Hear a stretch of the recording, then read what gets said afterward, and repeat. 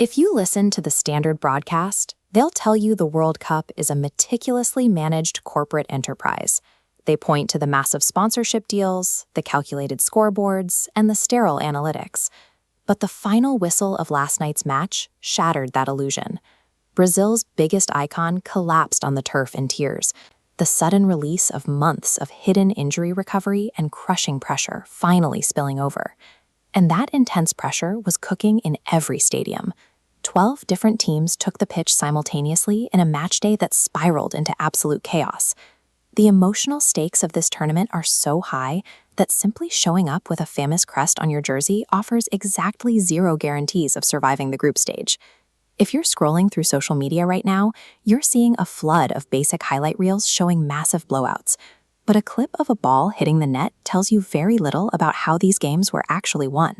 To find the real story, we have to look past the broadcast angles and boot up the tactical simulator.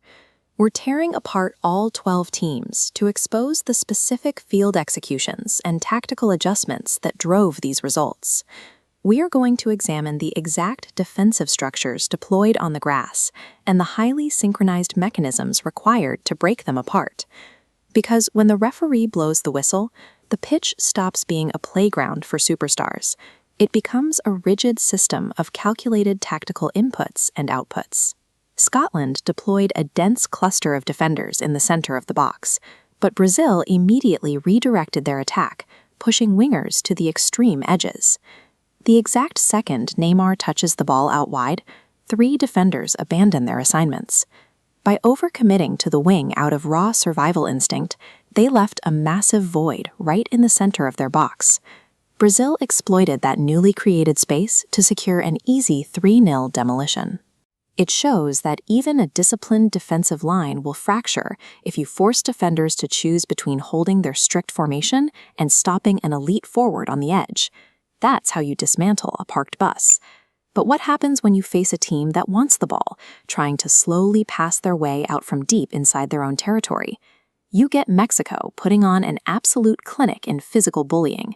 They deployed a high press against Czechia, with their forwards sprinting down defenders to give them zero room to breathe. The pressure was overwhelming. The Mexican swarm forced Czechia into multiple unforced errors right in front of their own goal, punishing those turnovers to walk away with a heavy 3-0 shutout.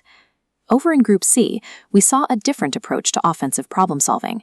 Haiti shocked the stadium by using lightning-fast vertical passes to slice right through Morocco's backline, scoring twice in rapid succession.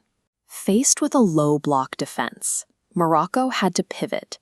They scrapped their standard spacing and simply dumped overwhelming numbers directly into the final third. By mathematically overloading the box, they broke through Haiti's defense to secure a 4-2 victory. Whether confronted by a relentless high press or a heavy box overload, relying on a rigid, predictable passing system fails the second it meets intense physical pressure. Now, let's look at the tactical challenge of surviving a high-tempo onslaught from a massive tournament favorite. Against South Korea, South Africa accepted they wouldn't dominate possession.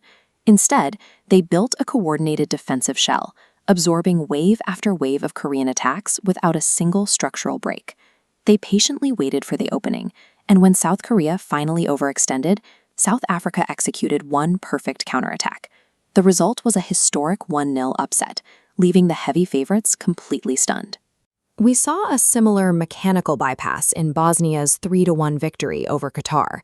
Instead of fighting through Qatar's defensive transitions in the midfield, Bosnia bypassed the middle entirely by launching vertical long balls straight to their forwards.